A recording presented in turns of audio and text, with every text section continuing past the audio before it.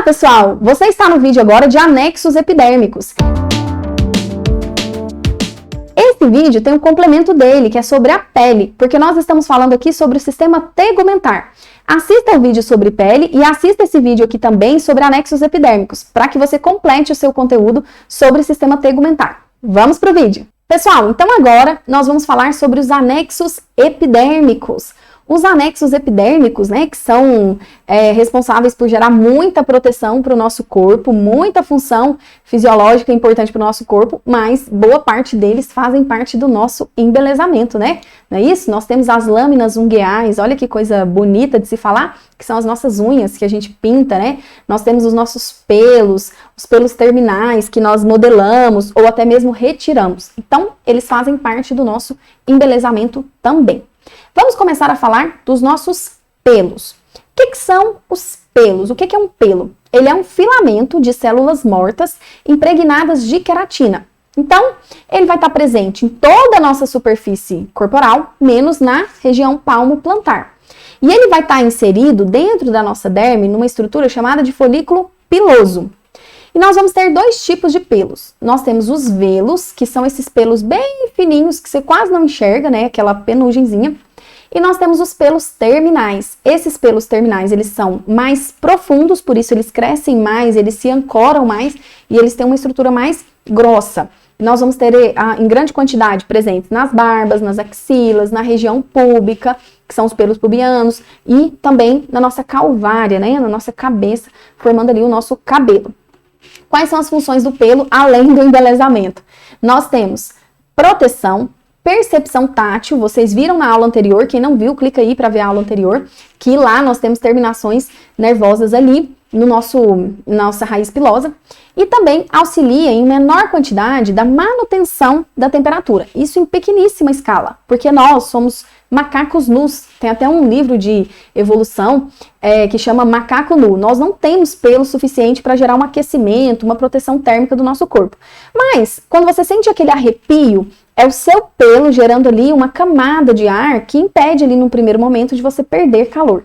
Mas isso é muito em pequena escala, não tem um efeito tão significativo assim. Quando você olha um pelo, se você cortar o pelo, você vai perceber que ele tem uma parte externa, que é a cutícula, ele tem uma parte aqui profunda, que é o córtex. Córtex significa casca, então tudo que é chamado de córtex fica na casca, digamos assim. E a parte interna, que é a medula. Medula significa miolo, meio. Então, a medula aqui no centro. Então, tudo isso aqui é constituído por queratina, célula morta impregnada de queratina e também com pigmentos de melanina. Eumelanina, feomelanina, tricosiderina, dependendo da sua etnia e do seu material genético. O que eu tenho aqui? O pelo, ele vai estar inserido nessa estrutura aqui, certo? Que é o folículo piloso. Tudo isso aqui é o folículo piloso. Nessa parte aqui é chamado de raiz do pelo e essa parte aqui é chamada de haste, que é a parte livre. Beleza. A raiz do pelo, ela vai ter toda essa estrutura aqui do folículo piloso que é proliferativa, que vai proliferar e dar origem às células do pelo e vai fazer com que o pelo cresça. Bem nessa pontinha aqui, nós vamos ter um vaso sanguíneo que vai nutrir essas células do folículo piloso, que são proliferativas. E aqui na lateral, nós vamos ter uma glândula sebácea que deposita o seu conteúdo aqui no pelo, formando a unidade pilosebácea. Essa unidade pilosebácea tem o pelo e tem a glândula sebácea. Essa glândula sebácea, ela vai gerar uma impermeabilização, né, um revestimento mesmo de substância sebácea nos nossos pelos. Então, vamos falar sobre elas. As glândulas sebáceas estão quase sempre associadas aos pelos. Ela vai produzir essa substância, né, que é o sebo, que é uma substância rica em lipídios, uma quantidade ali de proteína, de sais, e ela vai proteger esse pelo para ele não ficar muito ressecado e quebradiço. E de lambuja, ela ajuda ali a fazer o mesmo com a pele, né? Então, ela lubrifica também a pele, mas o excesso disso é que vai gerar a pele oleosa. Agora, vamos falar das glândulas sudoríparas. As glândulas sudoríparas são responsáveis por produzir uma substância chamada de suor. Todo mundo aqui conhece o suor. O suor, ele é liberado para regulação térmica. Sempre que você aquece o seu corpo, ou por calor do ambiente, ou por produção interna de calor, digamos assim, você agora precisa resfriar para manter a sua temperatura constante. Então, você começa a transpirar. as suas glândulas sudoríparas liberam essa água, e essa água, em contato com a sua pele, absorve o calor da sua pele e evapora.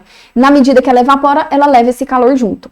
Então, você vai para academia, criatura, você começa a suar e você começa a limpar. Você começa a suar e você começa a limpar. O que acontece? Vai estimular o seu corpo a produzir muito suor. Por quê? Porque você não deixou o suor fazer o efeito dele, que é resfriar o seu corpo. Aí você fala pra mim, se eu tô suando, eu tô emagrecendo. Claro que não, você tá se desidratando. Então, na medida da higiene, né, deixa o suor quietinho ali para ele resfriar o seu corpo. Agora, tá pingando, tá molhando tudo, limpa, ok? Mas deixa em algumas regiões para que esse suor evapore e que te gere esse resfriamento, certo? Beleza, nós temos dois tipos de suor, de glândulas sudoríparas. Nós temos as glândulas merócrinas ou écrinas, que está presente em todo o corpo. São essas aqui, ó. Elas vão ter um ducto que vai em direção à superfície da pele e libera o suor livre ali. Essa que você tem aqui na testa, no pescoço, que você fica suando ali. Só que nós temos uma glândula, que é a glândula apócrina, que é essa glândula aqui, ó. O ducto dela se abre junto com a glândula sebácea aqui no pelo, na unidade pilosebácea. E ela está presente onde? Está presente nas axilas, na barba, né? E nas virilhas, que são regiões que têm muitos pelos. E aí, minha amiga, o que acontece? Acontece que você libera bastante suor ali naquela região. Aquela região tem pelos. Ou, no caso da axila, né? Ela fica fechadinha aqui. Ela fica aquecida. Ela fica úmida, porque tem essa liberação de suor. E esse é um suor mais rico em lipídios. E é um suor rico em proteínas. Também porque se mistura ali com o conteúdo da glândula sebácea. O que é uma farra para as bactérias. As bactérias ali, então, vão ter nutrientes, temperatura, umidade suficiente para se proliferarem. E o resíduo, né, a produção do metabolismo dessas bactérias, produzem aquele odor que é chamado de bromidrose, que é o famoso CC mesmo. Então, essa bromidrose, ela acontece nessas regiões por causa do tipo de glândula apócrina. Essas glândulas também, elas ficam inativas até a puberdade, e na medida que você se desenvolve, né, que os hormônios sexuais ativam ali a produção dessas glândulas, ela passa a produzir essa substância. Agora, para a gente finalizar, vamos falar sobre as unhas ou lâminas ungueais. As lâminas ungueais ou unhas, elas são placas de células mortas, rígidas, compactadas e contendo o quê? Queratina. Então, o que vai modificar da camada córnea da pele para as unhas e para o pelo é a quantidade e o formato dessa queratina ali. E as unhas, elas não têm ali a pigmentação também que você observa no pelo. As nossas unhas, elas geralmente são bem claras porque não tem essa pigmentação. O que eu tenho na unha? Se você olhar a unha assim ou assim, você vai observar que ela tem o quê? Ela tem a lúnula, que é essa parte viva aqui, que está sempre se proliferando e empurrando, criando células para empurrar novas células aqui que vão se impregnar de queratina e morrer. Então, aqui dentro da raiz, até essa partezinha aqui exposta, é a parte viva da unha. Aqui é o corpo da unha, a parte laminar, e essa aqui é a parte da borda livre. É essa parte aqui que você precisa cortar. Pelo amor de Deus, criatura, é lindo uma unha grande, mas tenha higiene. Se você não tem higiene, não tem maturidade, corta essa unha, porque isso aqui é veículo de muitas bactérias, doenças e etc. E nós aprendemos a duras penas que uma má higiene da mão causa catástrofes, né? Então, bora cortar ou cuidar dessa unha aí. Aí, se você olhar num corte, aqui eu tenho o osso, aqui eu tenho o tecido adiposo e aqui eu tenho a pele. Essa parte aqui é a matriz ungueal, que é a parte viva e que ela permanece aqui, né, desde a região da lúnula. Nós temos essa parte da finalização aqui da pele, que é o que vai aderir e manter essa unha aqui bem colada à pele, que essa camada aqui chamada de eponíquio, certo? E aqui nós temos a lâmina. Essa parte aqui que adere à parte interna da unha, a pele, é chamada de hiponíquio, certo? Então, nessa região do eponíquio é onde eu tenho a cutícula, que você vai lá e corta, por isso que ela cresce, criatura. Se você corta, seu corpo produz mais. Então, se você quer que a sua cutícula não cresça, pare de cortar, hidrata a bichinha, deixa ela quietinha ali, que ela para de crescer. Polêmica, mas funciona. E aqui, o hiponíquio, ele vai crescer muito se a sua unha for muito grande. Se a unha for muito grande, ele produz mais tecido para manter aquela base toda ali funcional. Então, se você observar, quando a sua unha é grande, a distância entre a sua pele aqui livre e a unha, ela reduz. Você tem uma grande quantidade de pele ali de hiponíqueo para manter a sua unha ali. Bom, pessoal, finalizamos então essa nossa aula aqui sobre o nosso sistema tegumentar.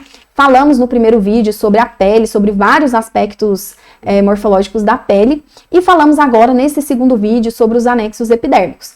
Se esse vídeo te ajudou, eu te peço que você me faça um grande favor. Clica aqui no gostei, me ajuda a distribuir esse vídeo para mais gente, para que eu consiga fazer mais conteúdo para vocês. Se inscreve aqui nesse canal, ajuda a professora a crescer aqui no YouTube, que eu quero produzir bastante conteúdo para vocês. Um abraço para vocês, tudo de bom e até a nossa próxima aula.